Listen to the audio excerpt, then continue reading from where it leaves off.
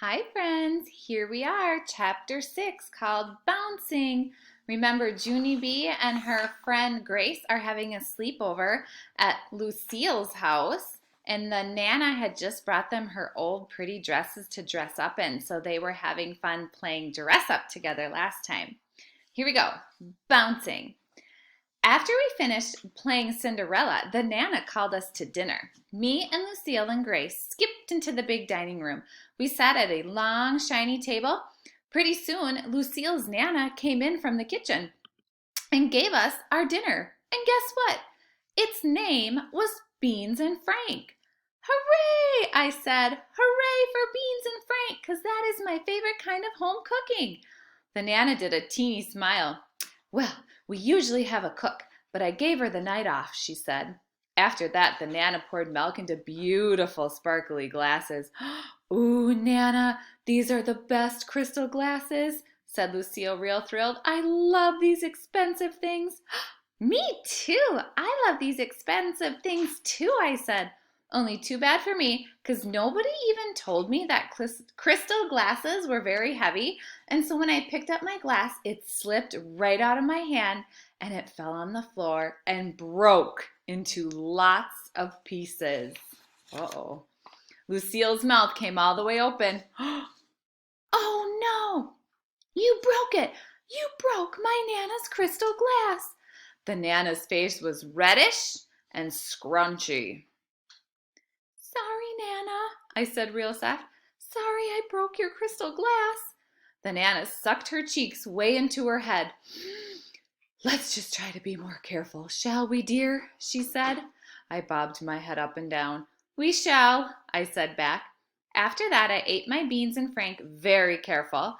Only pretty soon my Frank spilled off my fork and he landed on the Nana's white tablecloth. Oh no, hollered Lucille. That's my Nana's good linen tablecloth. She brought it all the way from Ireland. The Nana's face was twisty and puffy. I quick pushed my plate away from me. My stomach felt in a tight knot. Yeah, only guess what? I'm not actually hungry anymore, so I'll just sit here and not spill anything, I think. The Nana cleaned up my messes with a wet cloth. After she finished, she brought us chocolate chip ice cream for dessert. Only too bad for me, 'cause a teeny plop of ice cream dropped right off my spoon and it landed on my chair cushion. You're a bit of a bull in a china shop, aren't you, dear? She said. Sorry, Nana, I said. Sorry, sorry, sorry. The Nana patted my hand very stiffish. Quite all right, she said kind of bumbly.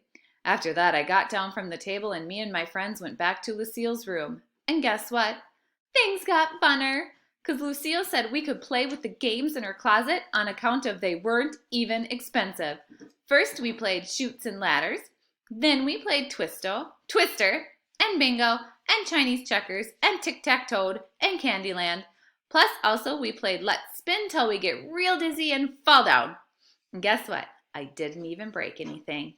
Hey, think I'm getting the hang of this party, I said real happy. Just then the Nana knocked on Lucille's door. Time for you ladies to put on your pajamas, she told us. I danced all around the room real happy. Hooray, I said. Hooray for pajamas, 'cause I brought my favorites. I quick put them on. See, Nana, see how biggish and baggyish they are? That is how come they feel so comfortable. The Nana's eyes looked down at me. How very charming, she said. Just then, Grace jumped right in front of me. Look at mine, Nana, she said. See mine? My pajamas have neon green polka dotties on them. How very colorful, said the Nana. All of a sudden, Lucille popped out of her big closet. Ta-da! Look at me, everyone. I am wearing my beauteous pink satin nightie. See me? See how lovely I look? I look like a gorgeous model in this thing, she said. Lucille let me and that Grace feel her material. Oh, how very smoothie, I said. After that, me and Grace unrolled our sleeping bags on the floor, and the Nana took the silk bedspread off Lucille's bed. Time to get your beauty sleep, princess, she told Lucille. Then those two kissed and hugged goodnight, and the Nana shut the door. Only guess what? Lucille didn't even get in her bed. She kept twirling all around in her pink satin nightgown. "This is how models twirl," she said. "They twirl so you can see their fronts and their backs." Lucille wouldn't stop twirling. "See my front? See my back?" she said. Me and Grace got on her bed to watch her twirl. Lucille's bed was soft and cushy. We bounced up there a teeny bit. Lucille stopped twirling. "Hey, don't!" she said. "That bed is for beauty sleep only." I patted her bed, very admiring. "Yeah, only too bad we can't actually play up here because this mattress is a bouncy one," I said. Just then Lucille's face did a sneaky smile. "Want to bounce?" she said real soft. "Want to really, really bounce?" She tiptoed to the door and looked down the hall. "Come on," she whispered. "Follow me." I grabbed Philip, Johnny Bob, and followed after Lucille and Grace. We tippy-toed down the hall and around the corner. Then Lucille opened the door to a big guest room, and there was a big giant bed in that place. "See it?" she said. "See how huge that bed is? My Nana had it specially made in case we have tall company." Lucille quick shut the door after us. "Come on, let's go," she said. And so all of us run to the big bed, speedy quick, and we jumped and jumped and jumped on that thing. I sang a joyful song. It is called "Jumping and Jumping and Jumping on the Giant Bed." "Jumping, jumping, jumping on the giant bed," I sang. Only too bad for me, because all of a sudden I remembered something very important, and it is called "Mother and Daddy Said No Jumping." I got off the bed speedy fast. "Yeah, only here's the problem," I said. "I'm not actually allowed to jump, because Mother and Daddy said no jumping, and so you guys should stop jumping too, because that would be polite of you." Lucille and Grace didn't pay attention to me. That is how come I had to get back on the giant bed and shout in their faces. "Stop jumping," I said, "because I am not allowed to jump and you guys shouldn't jump too." Grace springed way high in the air. "Who's jumping?" "I'm not jumping," she said. She giggled very silly. "I'm bouncing." Just then my whole face got happy. I hugged and hugged that girl, because Mother and Daddy didn't say I couldn't bounce. After that, I bounced and bounced and bounced. "Bouncing, bouncing, bouncing on the giant bed," I sang. I bounced till sweat came on my head.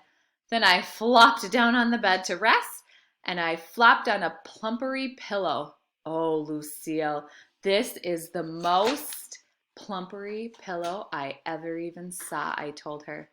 "Of course it is silly," said Lucille.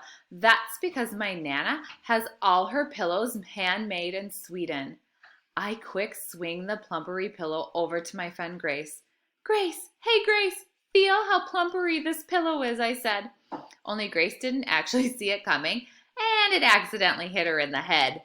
I peeked at her under that thing. "Yeah, only I did not even harm you, I bet, 'cause plumpery pillows don't hurt people, right, Grace, right?" That Grace did a teeny grin. Then she took the plumpery pillow off her head, and she swinged it all around, and she hit me in the tummy. "Oomph," I said. Then I laughed and laughed. Hey, I was right. Plumpery pillows don't hurt people. After that, I hit Lucille in the head with my plumpery pillow. Plus, also, I hit Grace again. Then those guys got their own plumpery pillows, and all of us kept on hitting each other. Very fun. Only just then, a mistake happened, because I didn't even know there was a rip in my plumpery pillow. And so the next time I hit Grace, all of the feathers exploded out of it. There was a million bazillion of those floaty things. They filled the whole air practically. Lucille did a gasp. Grace did a gasp too. I danced around very giggling. "Hey, it's snowing," I said. "It's snowing, it's snow—" Just then the door swinged open very fast. It was Lucille's Nana. She was holding the broken plumpery pillow. My heart pounded hard inside of me. "Hello," I said, very nervous. "How are you today?" "I am fine, except for I am having a little bit of a feather problem, apparently." The Nana walked at me very slow. Then she took my pillow out of my hands and she hided her face in that flatty thing, and she didn't come out for a very long time. Uh-oh, busted by Nana. I wonder what's going to happen next. Chapter 7 is called Peeping. See you tomorrow, friends.